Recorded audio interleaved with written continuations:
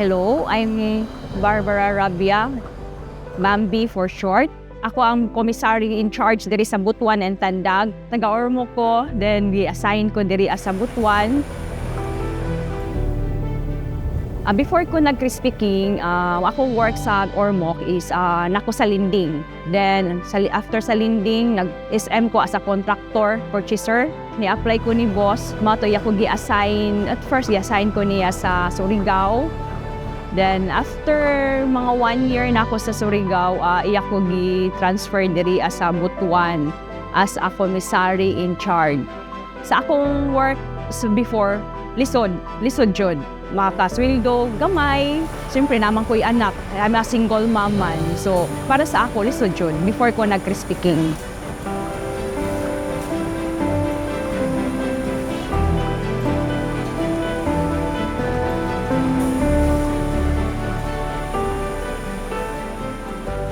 Before, pag-abot na ko dira sa Butuan, dili known pa ang Crispy King. So, grabing struggle na ako pag-abot na ko diri.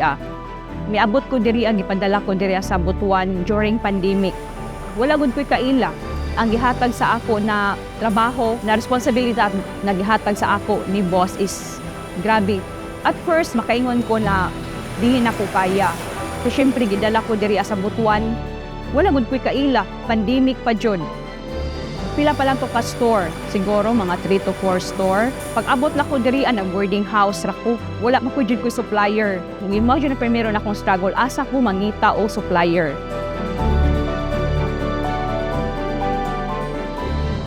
Sinaning kamot ko na lasig ka na masig pangutana, masig inquire niya. So nandiyo gyapon to'y time na ma-close ang store. Bisag tulo ra to upat ka store, ma-close jud gyapon tungod wala jud ko'y mahatag, walay production.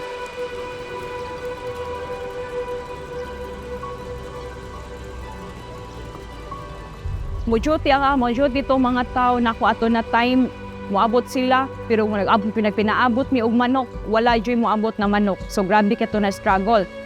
Then ako na sila paulion na lang ako sila, so wala mi duty ato na time kay wala man mi production, kay wala may manok, walay supply. So moadto ko mga mall, mag-atang ko dito, wala pa nag-open ng SM tanan nito na ko dito nag-atang nako, pero pag abot kadto is magkuan nang gihapon pa ilugay.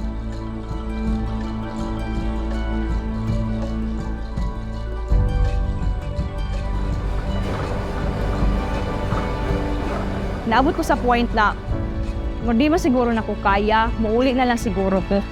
Pero nasa mga tao na may kuansan sa ako ba, may namukurso, ana, mupadayon ko, dili ko mawad ang paglaom. Miabot pa yun sa point na magdamgo na gud og manok. Lagi, wala tinuod. Miabot ko sa time na magdamgo ng kwatog manok, no? Katungod, everyday gud atong production, di ba? So asa naman po ko anig manok. Nga po na miabot karon na manok na supplyan tuod ko, pero pila ra.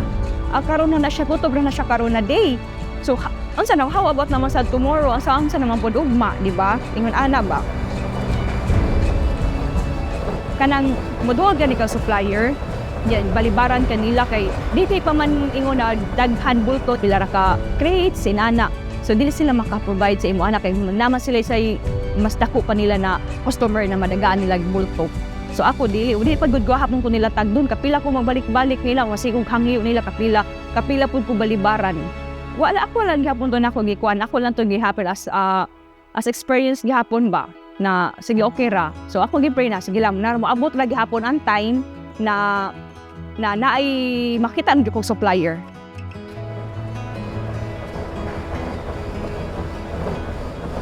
Until na-overcome to na ako ng mga struggle. Kato na mga trials, mga struggle na ako, na-overcome to na ako.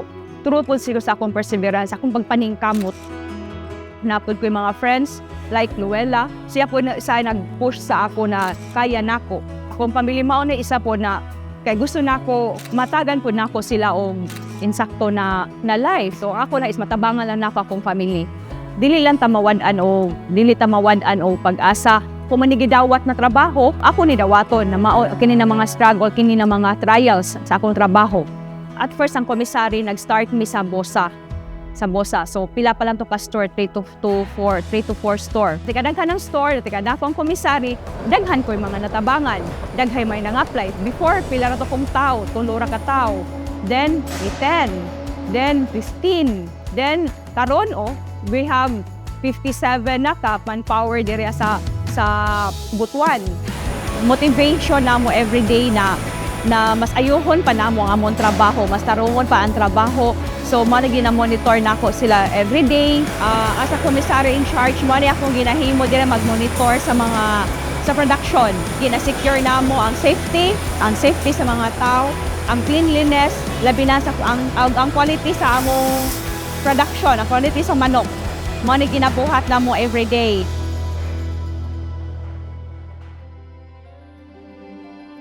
So, siguro dapat ang atong perseverance, ang atong pagpaningkamot dila sa nato wadon, honest na pud sa atong trabaho. Thankful ko sa akong pagpaningkamot, mao ni ang akong na-harvest sa akong pagpaningkamot. Slowly, tungod sa Crispy King, kinakapalit ko mga properties. 2021, naka-open kong store. Just a take-out counter lang. Si boss gihapon mao yung nag-push gihapon ako ni Ana. Then, ka 2022, mana to nag-boom na. Naga 3 branches ko sa Bayugan. Na ako'y Jatagon. Then, may mga agoy duha. Then, until now, nakaabot ko 22 store. Sa akong mga naagian ng mga struggle, kung surrender ko na time, dili siguro ni na ako maabotanan. Di lang ta mawala pag-asa.